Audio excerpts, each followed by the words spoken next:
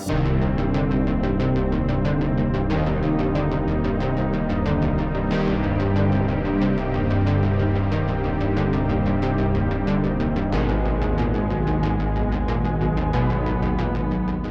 there, scientists, pilots, doctors, and aliens. Welcome to episode 17 of What Happens in the Crypt. Today we're talking about the John Carpenter horror sci-fi masterpiece, The Thing. Content warnings for this movie include gore. There's also animal violence, I would say. That Anything is definitely else? the most upsetting part. Yeah. Another trigger warning for this movie is there is some suicide imagery. It's pretty brief, but it is there if that's upsetting to you. Yeah, you don't see it happen, but they find it. Right. In remote Antarctica, a group of American research scientists are disturbed at their base camp by a helicopter shooting at a sled dog. When they take in the dog, they quickly realize that it is actually a beast that can assume the shape of its victims, and it brutally attacks both human beings and canines in the camp. A resourceful helicopter pilot played by Kurt Russell and the camp doctor Richard Dysart lead the camp crew in a desperate, gory battle against the vicious creature before it picks them all off one by one. This movie has the tagline of "The Ultimate in Alien Terror." That's so silly. It's because it came The out... ultimate. I know. They're trying to play off of Alien that had come out not too... And it came out like within weeks of E.T. Which is weird. Which is really weird. But that was... At that time, it was like... These Alien movies were starting to get huge. Right. Because Alien made a bunch of money. The movie starts off pretty crazy with the dog helicopter chase. There's this dog running through, like, the tundra, and two men are shooting at it. Apparently, the two men are not very good because they keep shooting at it, and they cannot hit it. They even resort to throwing bombs. Yeah, and then he, like, drops it in the snow like a big dummy. They chase the dog into an American camp, and even once they get to the camp, they keep on shooting. This obviously draws the Americans out, and one of them has a gun, and he actually kills both of these. You find out they're Norwegian scientists. Well, wait, he doesn't kill both of them. He doesn't kill both of them. One of them blows himself up. Yeah, they're also, like, trying to throw grenades at the dog. And he, like, just, like, puts his arm back to throw it and drops it. Yep. And he blows up the helicopter. And himself. After this incident occurs, they decide to go check out what the hell happened.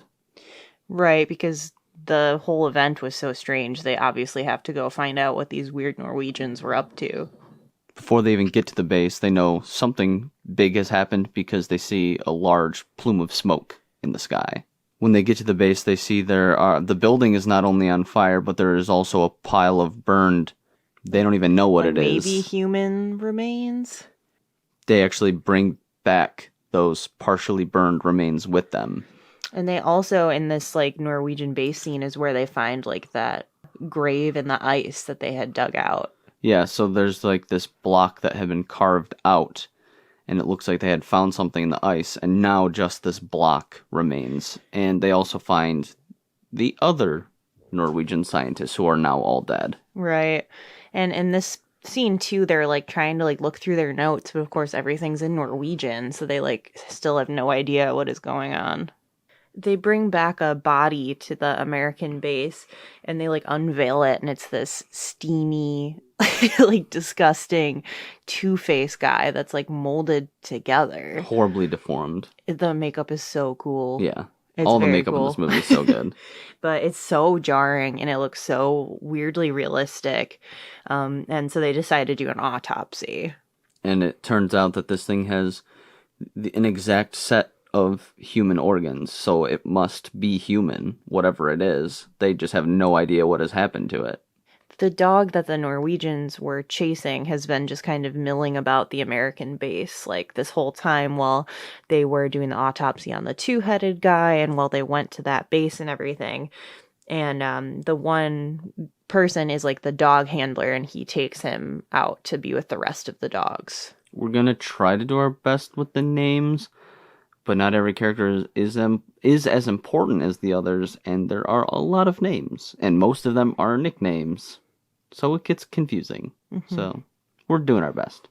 When he lets the dog into the pen with the other dogs, it basically just starts like staring into the abyss really creepily. This is what our dog Palmer does all the time too. Just stares at nothing. I would say she's staring into the void. Yeah, it's pretty much what happens. The endless abyss. But the other dogs start freaking out. They know. They're just like, Something this is wrong not with cool. This dog. They're like, this dog is messed up. The dog pretty much like sprouts like tentacles, but they're like really skinny little things. Little tendrils. That are like reaching for the other dogs, and they're like, oh, it's so sad. They're like chewing at the fence, trying to get out and away, and like they're all howling. And it has like multiple heads. Yeah. And it's like no longer, it's almost like not melting, but like it's no longer a four-legged creature. It's just kind of like this puddle of dog and tendrils and organs. It looks really good. Right. Of course, all the barking alerts the dog handler guy, and he comes back to check on them and sees this horrible monster, and it basically is like strangling some of the dogs. Which is very sad. It's one of the horrible. saddest scenes in the whole thing. It's horrible. And in the whole thing, get it? Because that's the name. I know you're gonna cut that out. We'll see. The rest of the team shows up pretty quickly, very well armed with not only guns, but also a flamethrower. And they torch it, but part of it ends up escaping through the ceiling. Yeah, like part of it detaches and then just kind of is gone. Ugh, it's so spooky. Yeah, the main mass gets torched. And they're like, at the same time, they're shooting like guns at it and a flamethrower. Right. Everything they got. Everything they got. But I mean, yeah, it makes sense. I don't know what the hell's in there, but it's weird and pissed off, whatever it is. Bennings, go get Childs. Get your ass over here! Burn it! Damn it, Childs, torch it!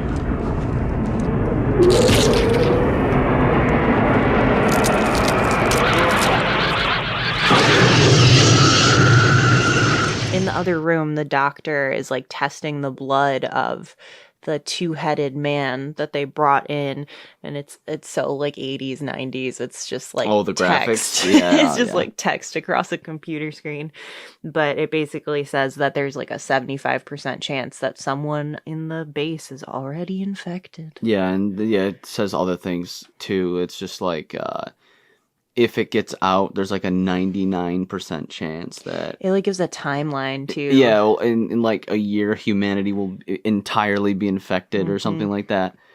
And isn't it around this time they also or maybe it was a bit previous? They talk about how that ship had been trapped in ice. The thing had been trapped in ice for 100,000 years. Right. So like that's another just terrifying thing. And it's pretty much like from here on out, everybody is paranoid the entire movie. This is when it changes, and then of course it goes after Bennings. While everyone's been dealing with the dogs and the thing, Bennings was just like hanging out by the two-headed guy, and Windows walks in the room, and he's basically being, my notes say, pythoned by tentacles. Yeah, that's pretty accurate. And he's covered in this goo. Yeah, it's disgusting. And he freaks the fuck out and goes to get help from McGreedy. Pretty understandable. Let's go, Bennings. I gotta get some sleep.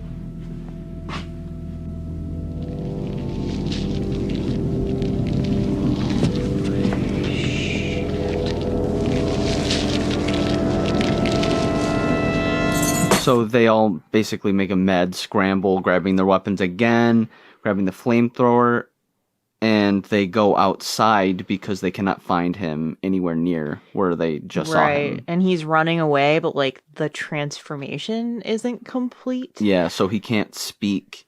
He lets out a horrible scream. Groan. And he has lobster claws, and it's real scary. Because his hands are kind of super, like, long and bloody. They're, like, stretched out like they weren't done. Yeah. Because, they gross. say it takes some time before it can be a perfect human. Yeah, and it's terrifying. And they torch it. It isn't Bennings.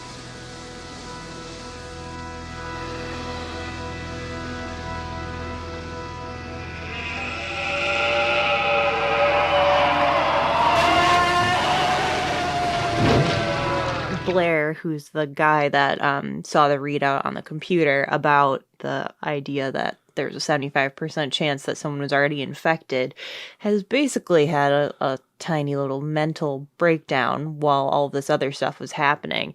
And he smashes all the radios, all of their communications, and he disables all the vehicles and kills all the dogs that are left. Although I strongly disagree with the dog part. He could have just let them go. Yeah.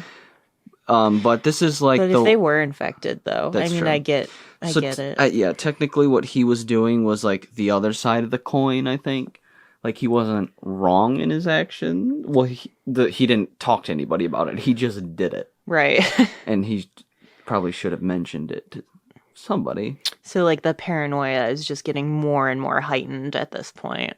Yeah, and because of this, they end up locking him in like a shed that's kind of like in the middle of the camp, and it's like he'd be completely isolated from them. Right. This is also when they suggest doing a blood test to rule out who's who. Oh yeah, because they want to test. They all have like pints of blood that they had brought, because obviously it's kind of hard to get a transfusion if you get injured in Antarctica. There's not Right. really like, a hospital there. So they brought some of their blood just in case, and they want to test that blood because obviously that wouldn't be contaminated with all their current blood, so they could try to find who, if anybody is now the thing. And it just so happens it's all gone, Yeah, all just, like, destroyed. It's all just dripping. It's pretty gnarly. Mm-hmm. At this point, the group has pretty much just been like, MacReady hasn't fully taken charge. It's been Dr. Cooper and Gary. They're kind of like the elder. They're older, more experienced in the camp. They're kind of like the lead scientist guys, and they were the only two who had keys to this. Right. And they both deny it. They have no idea. They said the thing must have taken the key. And they're like, or are you the thing? Mm-hmm. It's just like everybody starts pointing fingers at everybody else. And it's basically now at this point that Kurt Russell, aka MacReady, takes charge. And he's the one with the flamethrower.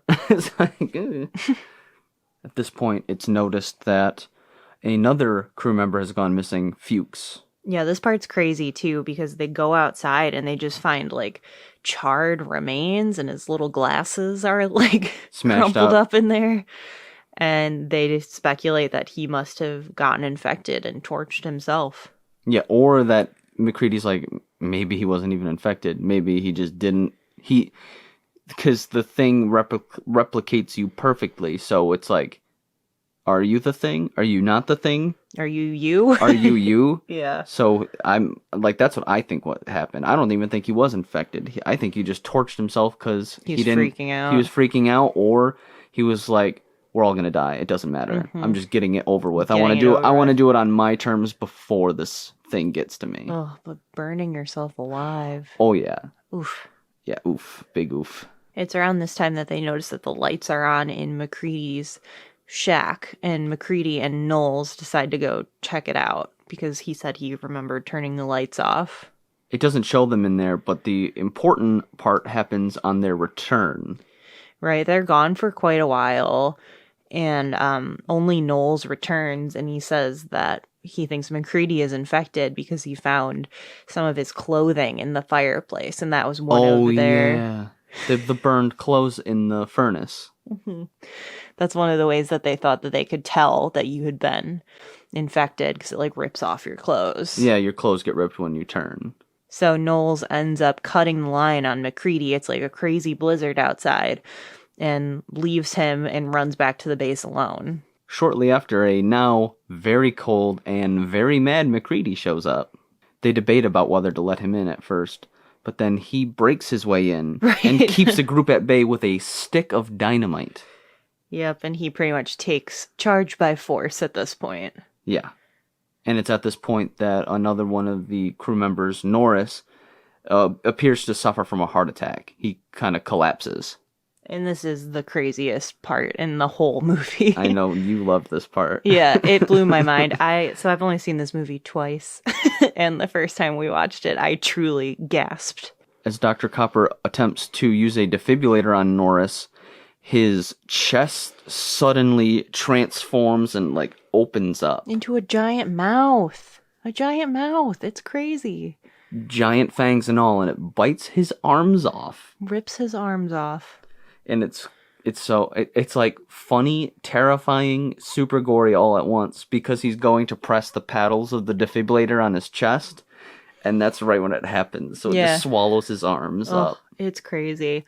And at the same time, like, it's the creepy thing noise is happening, and his head starts to like stretch off the back of the table. Oh yeah, because McCready's torching it. Yeah. So like the head, it's like melting in the way it does. The head detaches to get away and turns into like a little spider. Oh, the spider is so scary. A little spider head, and it's even creepier because like so it's like deforming and it's a monster. But it also still kind of looks like Norris. Yeah. So it has his face and hair. And when they notice the like spider head, that's like the line of the movie. When Palmer looks at it and says, "You've got to be fucking kidding me."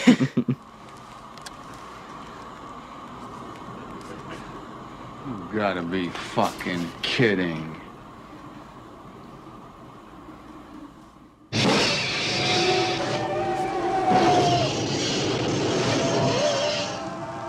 Now even more paranoid, the group needs some kind of way to verify who is still human and who is not.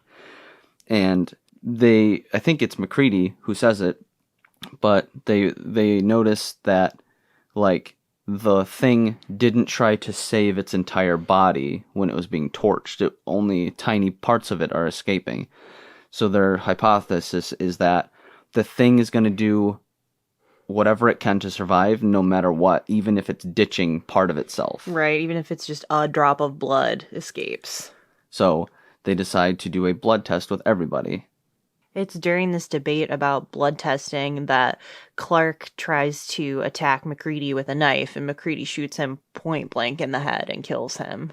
Yeah, that was a point where I was like, man, he could have just shot him in the leg. Yeah, I think it truly was like a reaction. Yeah, it was. And they're all terrified, and they talk about throughout the movie how they're all exhausted and sleep deprived. Oh, I too. mean, would you? I wouldn't be able to sleep. Right. If there's a thing that could instantaneously kill me and become me, yeah, I'm not sleeping.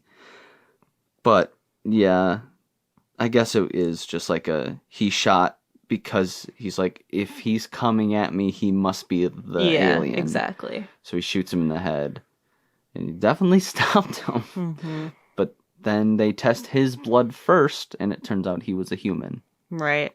And he goes one by one and tests everyone's blood. He makes sure that this cannot happen again, and he ties everybody else up. Yeah. Now, Clark.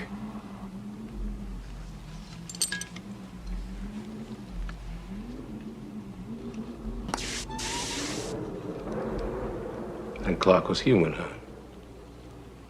Which makes you a murderer, don't it? Palmer now.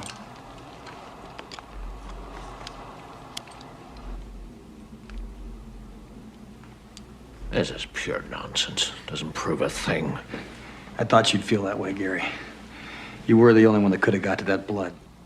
We'll do you last. And he releases them one by one as their blood comes back safe, essentially.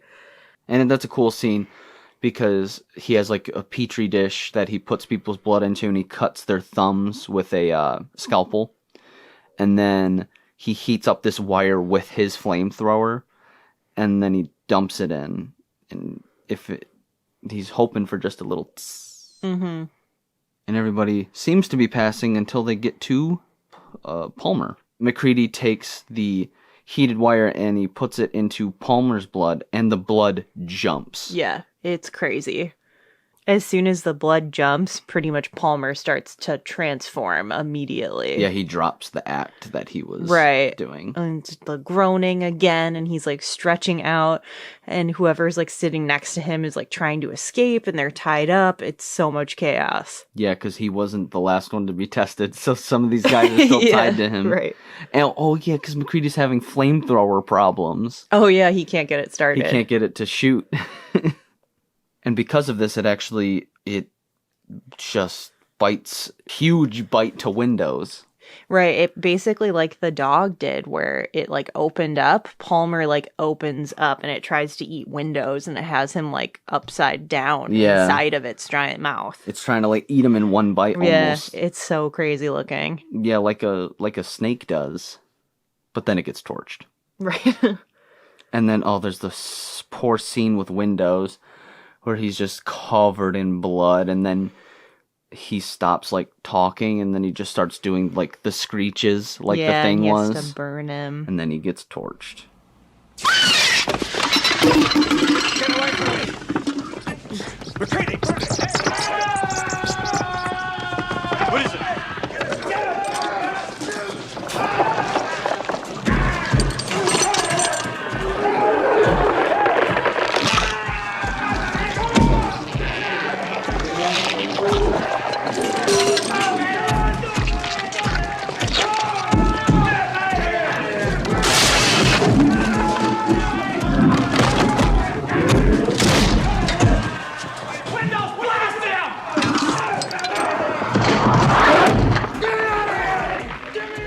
Now they obviously have one person who isn't with them because he is locked up. So Childs is left on guard while the others go to test Blair, who's the one that they've locked in the shed. And they get there, and he is gone. But they do find his, like, little underground workshop that he's been assembling a UFO in, because he's obviously infected. And this is one of the other, like, crazy makeup things that they do. They all kind of go their separate ways to investigate, and Blair corners Gary and like infects him, but the way he does it is he like grabs his face and like interlaces his fingers into his skin like a glove. It is so creepy looking. Yeah, and then parts of his fingers are like sticking out through the face. And then you see him like dragging his body by the face. Yeah, and it's now, because then his hand like grows and is now into just him. into him, and it's like enveloping his face. Oh, it's so cool. Love practical effects. They look so. This movie looks so good.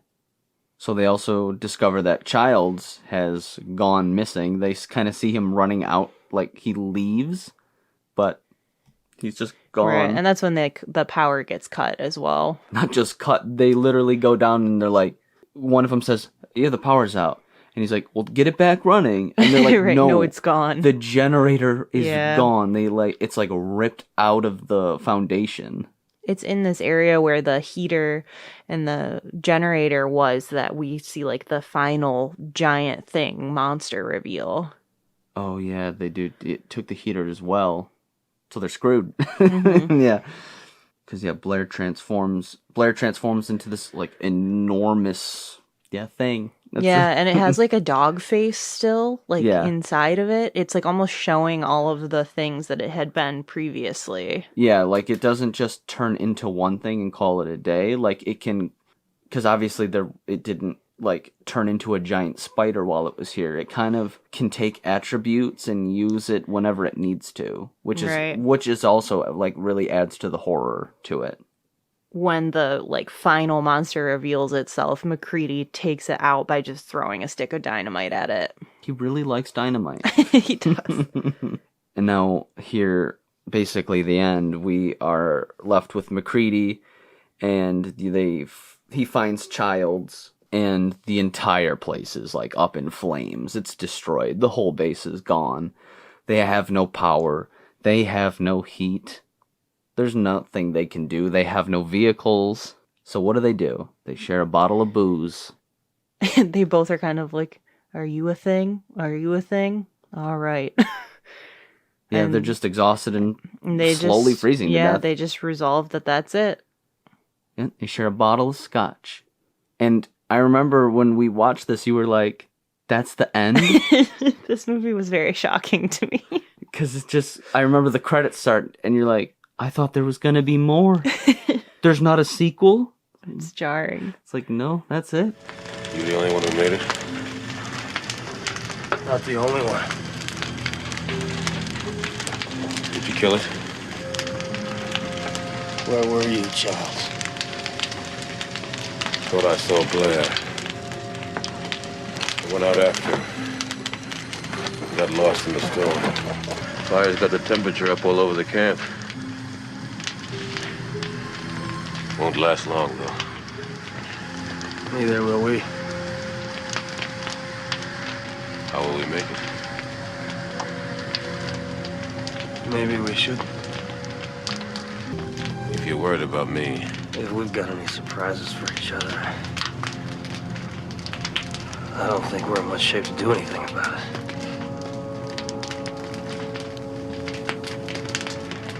well, what do we do? Why don't we just wait here for a little while? See what happens. Rob Bottin was the lead makeup guy, and he oversaw 35 other artists on this film.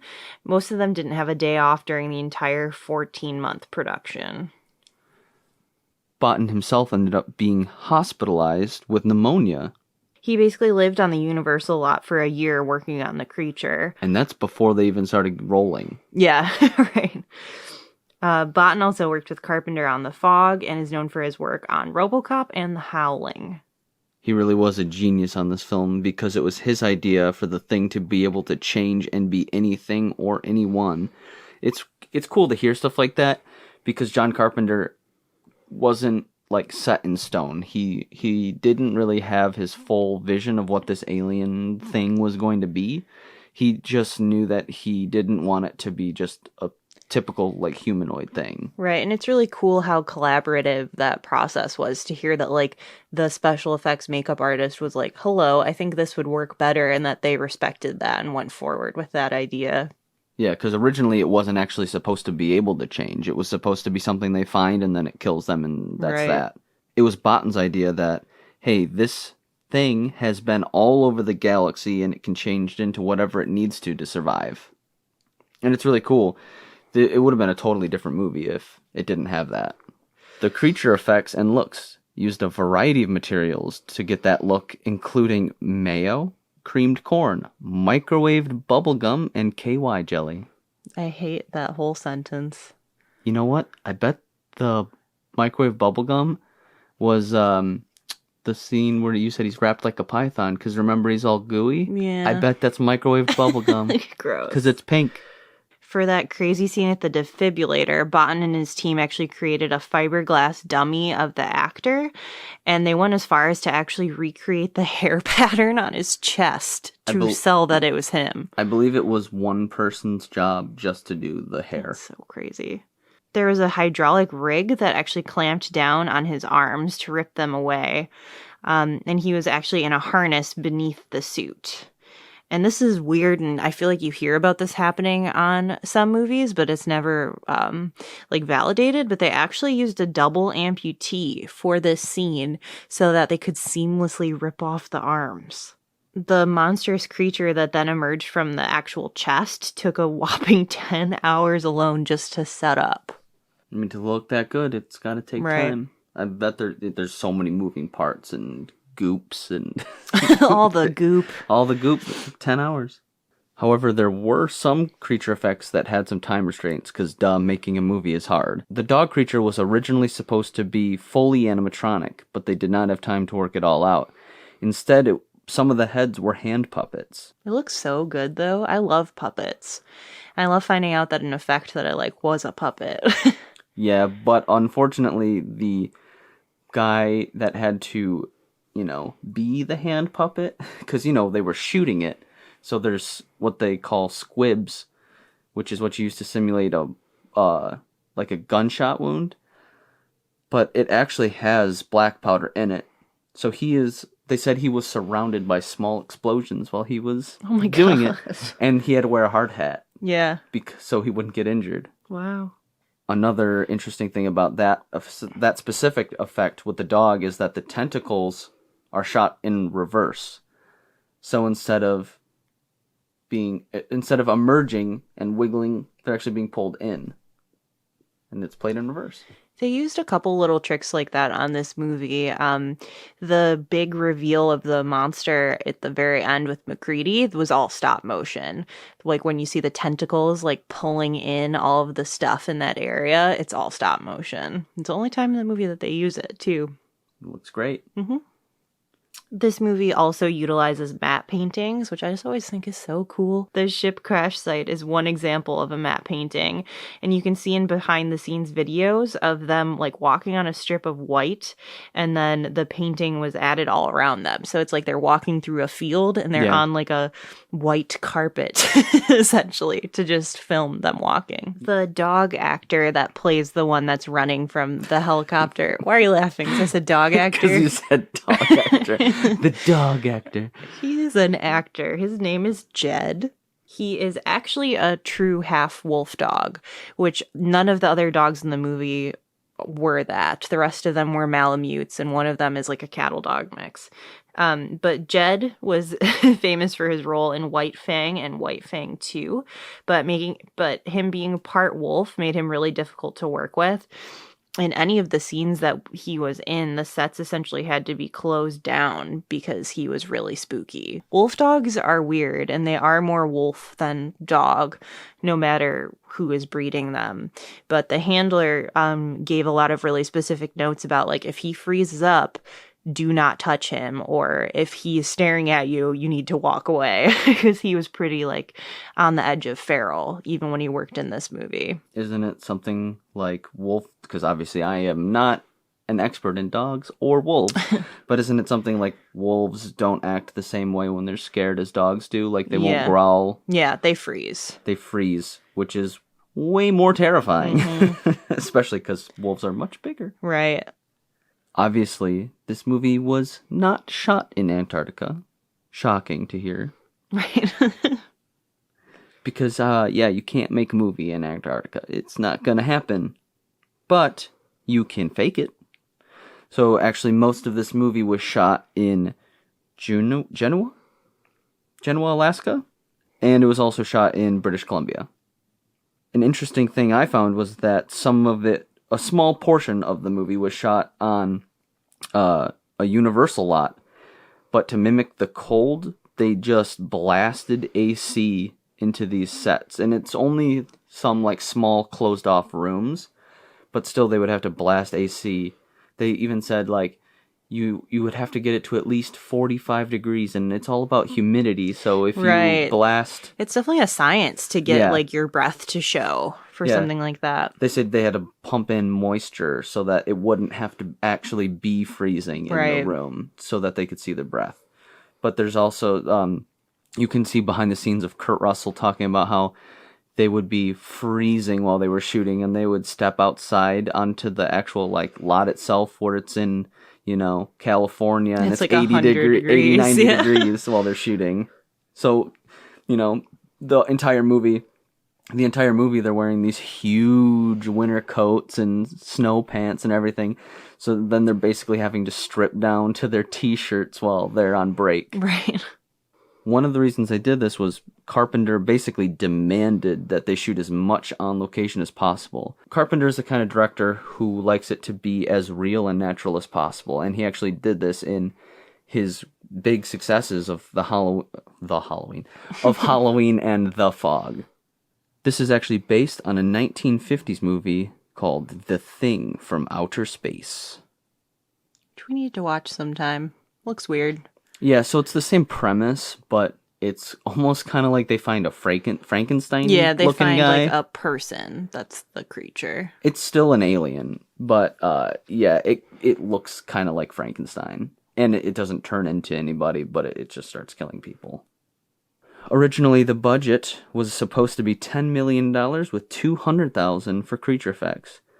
But movies don't work like that. By the end, the budget was $13 million with $1 million for the creature effects. And they had to do it. Worth every penny. Worth every penny. Kurt Russell also was not originally supposed to play MacReady, but Carpenter and Russell had become friends while they did the movie Escape from New York, which I've also never seen. It's great. Carpenter really couldn't find anybody he was happy with playing the part, and he just kind of asked Kurt Russell, hey man, you want to do it? And he agreed right away. That's cool. That's good to hear when like an actor and the director are friends and they work on multiple projects together, kind of like a Simon Pegg, Nick Frost, Edgar Wright thing. It's always heartwarming. One of the only real mess ups in this movie is in one scene, Kurt Russell threw an actual stick of dynamite, not knowing how strong it was, and he actually got like the blast from it, and he got thrown backwards. And this is in the movie. That's insane. They would never let something like that happen nowadays. But Right. They're not giving a famous actor a real stick of dynamite or whatever. when I think awesome 80s movie or awesome practical effects or great sci-fi horror, I think of this movie. It's so good. There's a reason why I grabbed this movie the second I saw it on the shelf, and we didn't even go to the store to buy this movie. Yeah. And for only seeing it twice, I definitely like it a lot. It's one that is on my like Halloween list moving forward. It's the effects. Yeah, it's The so practical cool. effects are Super so cool. good. There are roughly 22 deaths in this movie. Obviously, we're counting the dogs because they are the saddest of them all. God, so many sad doggy deaths. I hate it. And we are also assuming here, because you don't see it, but we're assuming that Childs and McCready freeze to death. You can watch this on Stars or Hulu if you have the ad on there, and it's also for rent on YouTube and Prime. And you can get cheap DVDs these days, like we did. FYE. Just go to your mall. Or online is probably the easier, safer way to do it. Next week, we are starting our Halloween classics. We're trying to do the big, great ones everybody knows and loves for October. So we're starting off with the original Scary Doll movie, Child's Play. It's so good. It is good. It's so good. And the second one's good too. And Bride of Chucky. But we're starting off with Just the the first first one.